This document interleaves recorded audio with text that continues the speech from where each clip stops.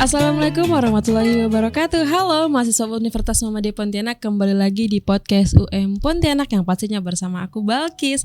Hari ini kita kedatangan tamu spesial nih. Penasaran kan siapa orangnya? Yuk langsung kita kenalan. Halo. Oke, halo Kak. Siapa nih namanya nih? Oke, perkenalkan nama aku Andri. Nama lengkap aku Andriansa. Saya salah satu mahasiswa program studi bisnis digital Fakultas Ekonomi dan Bisnis Universitas Muhammadiyah Pontianak. Oke. Nah, kemarin nih masih fresh-freshnya ya. Ya. Andri memenangkan juara 3 tingkat nasional nih dalam kegiatan Creative Tourism Digital Poster Competition 2024 di Paringkrafes Event Management, tepatnya di Universitas Muhammadiyah Tangerang. di Tangerang. Wow, ini menarik sekali sih. Nah, boleh dong Andri diceritain nih gimana sih awal mulanya nih tertarik pada dunia gambar menggambar ini? Oke, sebenarnya dari kecil Andri tuh emang suka yang namanya berbau seni. Oke. Jadi kadang sekolah tuh sering sekali ngegambar, kayak kalau yang namanya anak kecil kayak biasa gambar Naruto gitu biasa. Jadi kayak sering gambar di buku. Kadang tuh seminggu bisa habis satu buku gambar. Untuk gambar tadi tuh. Untuk gambar tadi. Jadi emang Andri tuh kalau dulu agak kurang sama kayak pelajaran akademik gitu. Lebih kepada non akademik ya. Non akademik. Jadi beberapa emang kayak suka ngegambar gitu. Jadi kecuali inilah ya pelajaran kayak seni budaya. Nah itu suka budaya sekali. Jadi emang Andri tertarik di bidang seni karena beberapa seni itu luas. Jadi kita bisa ngejangkau segala macam dengan sesuatu seni. Jadi dari perjalanan Andri suka seni itu sebenarnya berat, Kak. Gimana tuh? Jadi kadang tuh gara-gara Andri suka seni sampai kayak kadang lupa sama pelajaran Andri gitu. Jadi nilai kurang memuaskan kadang. Setiap daftar sekolah Andri itu selalu ketolak. Kenapa tuh? Kenapa? Ketolak karena nilainya kurang mencukupi. Jadi kadang kelempar kalau kata orang ke SMP juga kelempar, di SMA juga, pas kuliah juga kelempar. Tapi ini kelemparnya tempat yang baik dong. Ya pas kuliah. Alhamdulillah ya. Namanya kadang tuh rezeki enggak kemana lah pasti. Betul. Sebenarnya kayaknya kelempar itu pun ada hal baik gitu di dalamnya, ya enggak sih? Ya, ada jalan yang emang kita harus tempuh meskipun ada beberapa yang gagal. Jadi Andri selalu pas SD tetap selalu ngegambar, suka dengan tertarik sama seni. Dan ada pada saat Andri SMP itu Andri berhenti ngegambar. Karena ada satu momen yang emang benar-benar ngepatahkan mental Andri. Apa tuh? Jadi dulu pas kelas 7 Andri masih ingat dan juga pelajarannya masih ingat juga. Di situ posisinya lagi UTS, ujian tengah semester. Jadi kan pakai kertas lembar tuh. Jadi Andri pakai kertas lembar karena bukunya penuh, karena banyak ngegambar. Dan Andri tuh kayak kurang teliti dalam milih kertas. Dan pada saat ngumpulin tuh ulangan Andri, ketahuan sama guru. Ketahuan apa? Belakangnya itu ada gambaran. Masih gambar juga, masih UTS. Gambar. Memang ya. Jadi Andri disuruh maju sama guru Andri kayak sini kamu. Ini kenapa kertasnya ada gambar? Enggak, Pak. Sebenarnya ini saya kurang teliti aja milih kertas karena emang udah kegambar gitu dari awal. Jadi dimarahin sama guru. Kayak kamu nih gambar kayak gini gak akan bikin kamu bisa belajar. Pokoknya lebih ngejatuhkan situ pada saat pas Andri diomelin dan situ dipermalukan benar-benar di depan teman-teman Andri. Gitu ya. Jadi kayak setelah Andri diomelin terus kertas Andri dikoyak sama guru Andri. Di situ benar-benar kayak udah putus asa. Kayaknya emang betul sih kata guru. Emang hal ini gak buat Andri bisa lebih baik dalam pelajaran. Itu kayaknya kena mental down sih. Karena emang di situ posisinya lagi kelas 7. Jadi, masih masa-masa puber nih sebenarnya, masih remaja kan. Dalam kelas 7 juga mentalnya masih kurang kuat. Iya, benar-benar masih up and down gitu kan, apalagi dikasih tahu kalau ini sebenarnya bukan apa ya, menghalangi kamu segala macam gitu kan. Padahal sebenarnya itu tuh value-nya kamu gitu. Ya, karena emang guru selalu ngelihat siswa dalam prestasi akademik. Nah, iya itu sebenarnya harusnya guru-guru sekarang itu tuh juga memperhatikan apa ya, non akademiknya gitu loh. Kebanyakan sekarang siswa tuh malah lebih kepada non akademik. Nah, harusnya tuh di situ yang digali kan. Setuju nggak sih? Setuju, sangat setuju. Apalagi yang Andri mengalami juga kan. Terus lanjut pada saat SMA, paling Andri ngegambar cuman buat kewajiban aja, ngerjakan tugas gitu. Nah, pas SMA tuh mungkin agak kelam juga hidup Andri, kayak dalam dunia menggambar gini. Gimana tuh? Mungkin Andri suka seni tuh kayak lebih kecenderungan sendiri. Jadi kayak di SMA tuh agak kurang dapat perlakuan kurang baik sama teman-teman juga di SMA. Jadi emang agak berat sih jalan-jalan buat menuju ke titik ini. Kayak pas kuliah juga Andri ketolak 2 kali di. Harusnya gimana di ya? Iya di. Jadi emang situ sempat putus asa Kak. Kayak apa sih selama ini kayak mengabaikan pelajaran demi melakukan hobi gitu. Jadi kayak sering ngisi waktu juga di organisasi, dari SMP juga sering ikut organisasi. Jadi kayak kurang memaksimalkan di bidang akademik. Sempat juga ketolakan dan situ depresi berat sih sebenarnya. Karena udah dari SMP dapat tekanan kan. Di SMP juga tekanan. Pas sorry, mungkin agak mundur sedikit. Andri juga nyoba kayak ngedesain juga pas SMA. Oh pernah. Editing juga. Sebenarnya itu gak sengaja, karena itu tuh disuruh kayak pas zaman COVID kan ada ngedit kayak ngumpulin tugas lewat online gitu. Nah, ngumpulin tugas lewat online. Jadi terpaksa, bukan lebih ke ini sih, memang kewajiban harus diedit dan lebih bagus gitu. Jadi emang Andri pikir kayak ini bagus sih buat diterusin. Mungkin ada sedikit seninya di sini. Oh, nemu titiknya tuh di situ tuh. Nemu titiknya di situ. Jadi Andri coba explore lagi. Kebetulan Andri juga dulu pas SMA ada channel YouTube. Bikin YouTube tutorial kayak desain gitu. Alhamdulillah sekarang nyentuhnya 8.000. Meskipun udah gak jalan lagi. Mungkin ada karena sesuatu. Tapi itu udah achievement yang luar biasa dong. Alhamdulillah. SMA 8.000 kan. Dalam konten tutorial ya tadi ya. Tutorial ngedesain. Jadi kayak ngedesain terus yang namanya orang tua tuh kadang tuh nggak percaya sih sebenarnya Kak. Kalau soal ini mungkin bukan ke nggak percaya, mungkin lebih kurang paham. Yang namanya kurang paham sama tentang dunia ini kan. Digital gini. Karena dulu Andri sering makeup di kamar cuman buat bikin konten gitu. Nah, jadi karena emang nggak boleh berisik kalau bikin konten. Nah, jadi di kamar terus susah sih kadang sebagai Andri juga ngejelasin orang tuanya gimana bahwa ini tuh bagus buat Andri untuk kedepannya. Jadi kayak sering mungkin sering kayak berdebat sama orang tua. Adu argumen lah ya. Kayak kamu nih gini-gini, mungkin agak apa ya, lebih bagus kamu keluar belajar, explore atau apa gitu. Jadi pada saat itu pas juga Andri lulus, dia pas itu juga daftar kuliah dan mungkin apesnya nggak terima. Jadi ngabisin duit orang tua juga kan, harus daftar juga bayar. Jadi kadang debat juga, orang tua juga sebagai orang tua nggak mau ngelihat anaknya gagal. Jadi masuk kelas ini nih. Jadi 2 kali saya gagal. Buat daftar. Setelah gagal akhirnya datang ke Universitas Muhammadiyah Pontianak. Ternyata di sini yang support potensi kamu. Coba bayangin kalau kamu kemarin keterima di sana tapi ternyata nggak ada yang support gitu.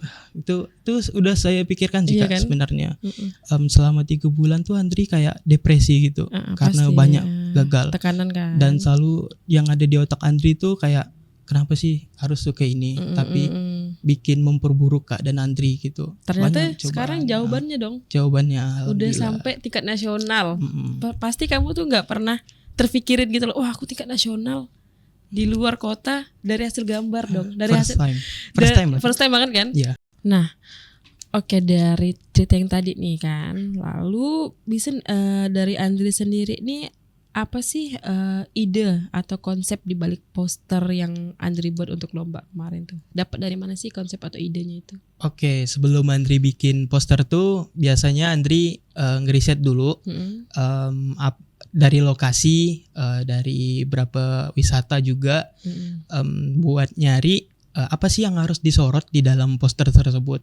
Jadi ada beberapa Andri riset, dan di Kalimantan Barat sendiri tuh yang paling tersorot tuh Tugu Katulistiwa. Oh pasti. Jadi itu nggak yang terlalu disorot, ya, itu yang sangat-sangat disorot. Jadi di dalam filosofi poster tersebut tuh emang Tugu Katulistiwa yang emang Andri sorot. Baru sisa-sisa lainnya kayak Sungai Kapuas, meskipun agak kurang jelas, tapi emang itu buat pemanis di dalam poster. Terus ada juga pantai di Pantai Samudra. Oh, Singkawang. Iya, di Singkawang juga. Terus ada Bukit Kelam. Oh, masuk ada di Sintang. Jadi Andri karena di situ kan Bukit Kelam tuh kayak kalau saya ngelihat di riset kayak di Facebook gitu, anak-anak meme gitu, sukanya kayak Naruto. Nah, banyak ngesamain lah kayak Bukit Kelam gitu. Bukit Kelam sama Bukit Naruto tuh ya. Kayak Bukit Konoha gitu kan. Jadi dipadukan dalam satu itu, dan juga ada beberapa monumen kayak wisata tempat agama kayak apa sih yang ini yang di Kapuas, Andri lupa, Masjid Jami. Oh, Masjid Jami. Masjid Jami sama ini tempat ibadah yang di Singkawang tuh Andri lupa namanya. Oh, yang kelenteng itu tuh kan. Kelenteng itu. Jadi dalam poster itu Andri cerita bahwa ada salah satu kota yang di Kalimantan Barat tuh terdapat kota yang paling toleransi di Kalimantan Barat. Oh, jadi, itu pesan yang Andri pengen sampaikan di poster itu. Situ. Meskipun ada beberapa kayak tempat-tempat lain yang tidak tergambarkan, tapi ada pesan yang pengen Andri sampaikan di situ. Oke.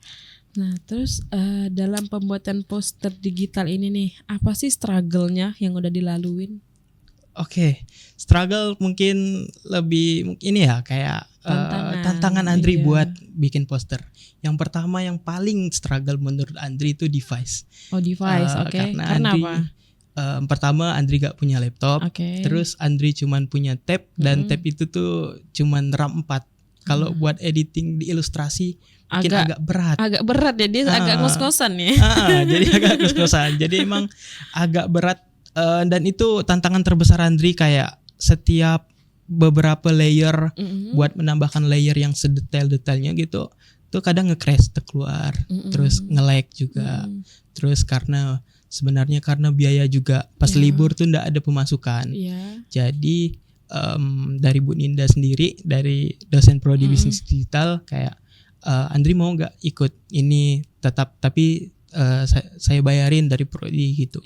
Jadi oke Bu, boleh kalau emang Ibu berkenan buat ngebayarin atau nge-support Andri gitu. Nah, jadi alhamdulillah ya kayak di-support gitu sepenuhnya. Jadi kayak kamu bisa lah Andri ngikut kayak gini, meskipun untuk pertama kali ngikut ke tingkat nasional. Intinya yakin apapun itu struggle-nya, tetap buat semangat ngejalanin meskipun banyak saingan atau apa, fokus sama diri sendiri. Jadi pas kemarin lomba itu pakai device apa coba? Itu pakai tab Samsung. Itu RAM punya 4. Andri nih. Yang punya Andri ini. Bisa menembus kancah nasional ya. Alhamdulillah. RAM 4 itu ya. RAM 4. Wow, keren banget. Nah, terus sebagai mahasiswa BD nih, ada nggak sih yang yang ngasih ide, bukan ide sih, kayak support merancang apa gitu?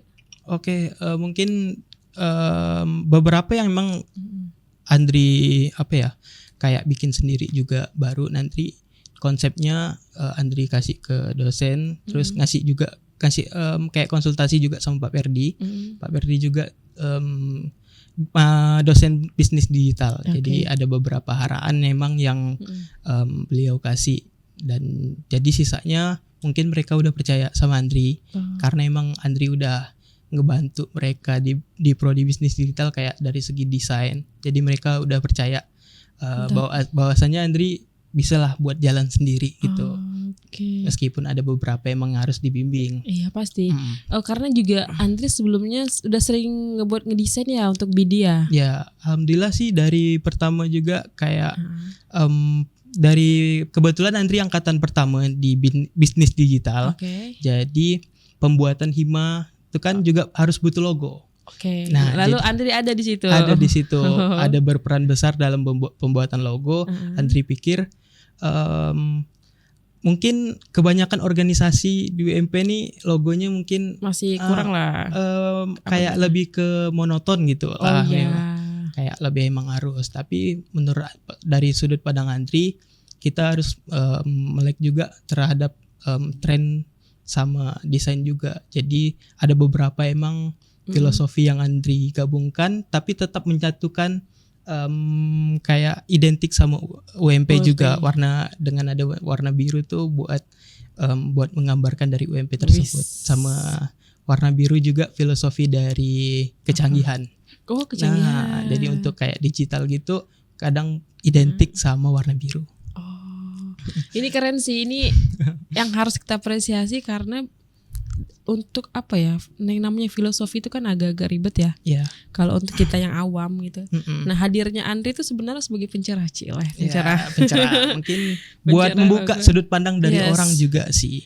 Jadi logonya nggak monoton itu aja kan. Jadi misalnya yang mau buat ganti logo Hima nih teman-teman boleh konsultasi sama Andri, ya kan? Mungkin lebih ke konsultasi sama dosennya sih ngizinin atau enggak. Soalnya saya harus presentasikan juga sama dosen prodi bisnis digital kan. Jadi mereka setuju, oke ini bagus dan alhamdulillah di ACC. Di ACC ya.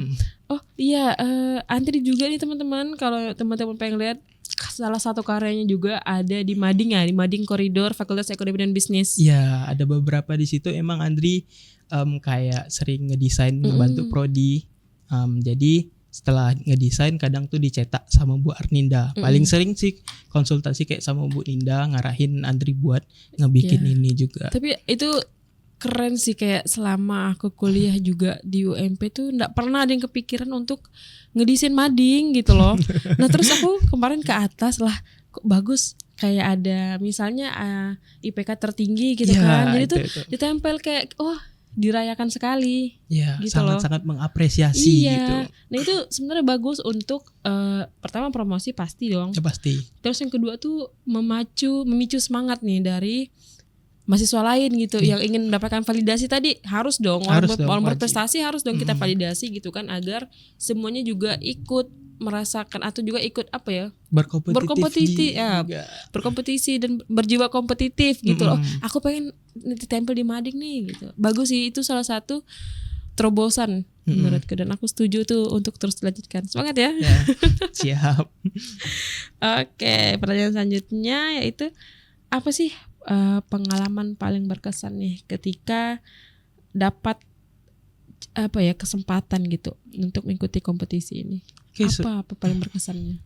Yang paling berkesan sebenarnya dalam waktu pengerjaannya sebenarnya. Aduh, kenapa itu? Kalau kakak tahu, saya juga ngebantu salah satu teman saya yang lagi lomba di nasional juga.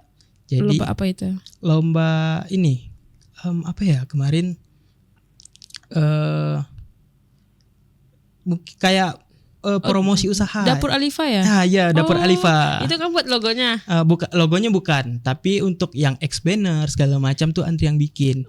Kebetulan Andri juga lagi lomba kan, jadi mungkin Andri utamakan juga ngebantu Bu Arninda sama Dapur Alifa. Dari Dapur Alifa baru ngutamain Andri. Jadi 2 job. Juga ada ngedit video juga. Video apa itu? Video buat promosi mereka. Jadi ngebantu tag juga. Tagnya Pak Perdi, tapi saya juga harus berperan di situ dan ngeditnya juga. Dan saya tanggal 27 baru saya ngerjain. Fokus. Baru bisa fokus. Baru fokus diri sendiri. Karena emang bingung juga kan cara bagi waktunya, tapi alhamdulillah sih bisa dalam pengerjaan 4 hari buat poster. Mungkin rezeki lah gitu, bisa dapat juara dengan waktu yang signifikan, sangat pendek dalam pengerjaan, sangat singkat. dengan struggle 4 RAM tadi ya. Ya. Semoga yang dosen BD selalu disupport mahasiswanya ini. Oke. Nah terus menurut Andri sendiri nih gitu kan, ada nggak sih sosok yang menginspirasi gitu sampai Andri bisa di titik inilah gitu dalam hal digital kreator? Oke, sebenarnya mungkin jadi seniman atau desainer segala macam tuh emang nggak mudah. Ada beberapa pandangan publik yang emang meremehkan, bikin gini doang bayar gitu. Padahal kan kita butuh tenaga, butuh pikiran, butuh waktu juga buat ngebikinnya. Jadi Andri pernah kayak ngebaca-baca seniman yaitu namanya Vincent van Gogh. Vincent van Gogh tuh ada saya tertarik sama cerita dia. Dia banyak mau jadi seniman tapi orang-orang sekitar mereka tuh nggak ada yang ngedukung kecuali satu saudara dia Theo van Gogh.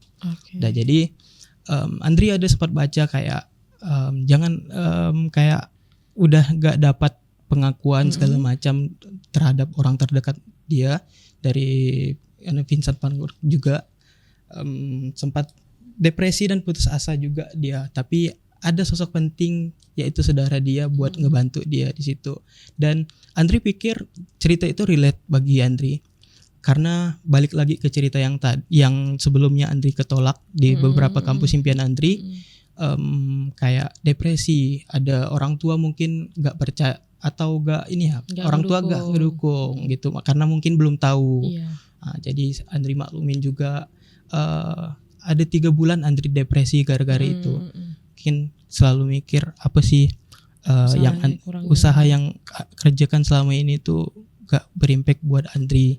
Jadi pas kuliah sebenarnya saya udah nggak ada mikir buat lanjut kuliah lagi sih sebenarnya.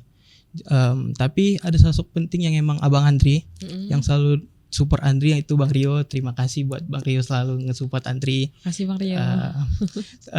Dan dia bilang apapun itu abang support, mau jadi apapun itu abang support. Jangan pernah nyerah buat ngelakukan sesuatu yang Andri suka.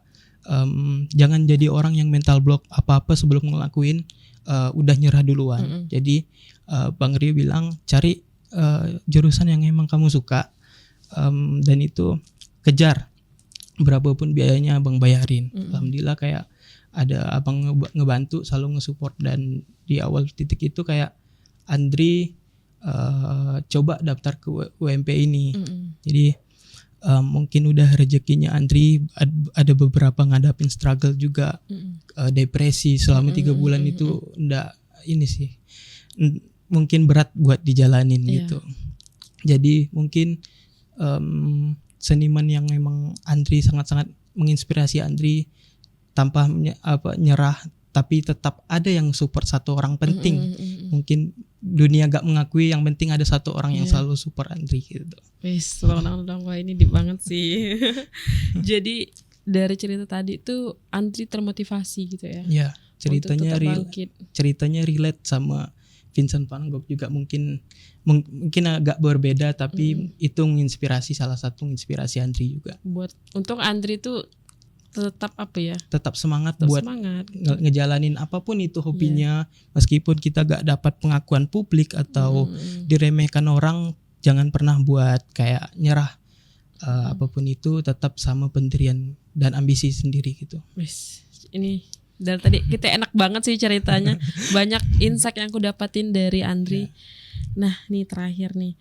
Menurut Andri sendiri nih, bagaimana sih kontribusi dari digitalisasi nih untuk mengembangkan pariwisata kreatif di Indonesia? Tadi kan berkaitan dengan posternya ya. Nah, gimana sih menurut Andri nih pengaruh digitalnya terhadap pariwisata? Oke, mungkin dari apa yang Andri sampaikan di dalam poster tuh kadang ada beberapa emang orang nggak tahu lokasi, bahwasannya di tempat ini tuh ada loh wisata yang emang menarik untuk dikunjungi. Jadi lewat digital sendiri kita tuh bisa menceritakan atau menampilkan kayak tempat wisata, bahwasannya ini kayak menarik untuk dikunjungi gitu. Jadi memang ada berperan besar di dalam digital ini. Seberapa kreatifnya kita ngebuat sesuatu untuk menyampaikan orang bakal tertarik gitu. Oke, kalau kita mau tahu nih karya-karya Andri, kita bisa lihat di mana sih? Oke, Andri mungkin ada beberapa yang aktif di Instagram dari fotografi, poster, sama juga ada videografi. Mungkin teman-teman boleh kunjungi Instagram Andri, yaitu di @andriansa. Nah, terakhir nih, apa sih tips atau saran lah gitu kan kepada mahasiswa yang ingin berprestasi nih di bidang yang sama? Mungkin ada yang juga lagi mengalami fase yang kemarin Andri rasakan. Mungkin sekarang nih ada anak-anak mahasiswa nih yang lagi merasakan fase itu gitu, lagi down gitu kan. Boleh dong kasih tips ke teman-teman? Mungkin tips dari Andri intinya satu, fokus sama niat apa yang kamu pengen. Mungkin jadi seniman, mungkin mau jadi fotografer, videografer, desainer, dan semacamnya, kayak industri kreatif gitu. Tetap semangat dengan tujuan kalian. Bahwasannya gak ada yang bisa matain mimpimu kecuali dirimu sendiri. Jadi buat diri kalian meskipun terkendala kayak dari device gitu. Andri juga memang beberapa emang terkendala, tapi itu gak bisa jadi alasan sebenarnya. Gak semuanya bisa jadi alasan. Jadi gunakan apa yang kita punya, memaksimalkan apa yang kita punya, dan juga jangan pernah buat ngepatahin niat kita atau orang ngalangin kita untuk buat tuju mimpi kita sendiri. Deep banget dong. Aduh, ini kalau dilanjutin kita bakalan sampai subuh. Sampai kayaknya. Subuh sih pasti. Gak pulang nanti. Seru sekali. Bagus. Gimana ya, kayak mahasiswa gitu kan, ada yang berpikiran seperti ini gitu loh, yang bangkit dari rasa terpuruknya gitu kan, hingga sekarang menang ke tingkat nasional nih. Alhamdulillah ya. Nah mungkin Andri nih bisa jadi next mahasiswa berprestasi di UMP. Insyaallah, bismillah, amin. Nah teman-teman, itu tadi kita sudah mendengarkan perjuangan dari Andriansyah, mahasiswa prodi bisnis digital yang sudah mencapai mimpinya sampai ke titik ini hingga mendapatkan juara di tingkat nasional pada kompetisi digital poster di Universitas Muhammadiyah Tangerang. Nah, buat kalian semuanya, jangan pernah nyerah sama mimpi yang akan dicapai. Siapa tahu kalian nanti yang akan duduk di sini yang menceritakan kisah kalian. Nah, itu aja dari kami. Jangan lupa di like, comment, and subscribe YouTube Universitas Muhammadiyah Pontianak, dan jangan lupa follow Instagram UM Pontianak Official. Kampus Universitas Muhammadiyah Pontianak, kampus prestasi. See you next video. Bye. Bye.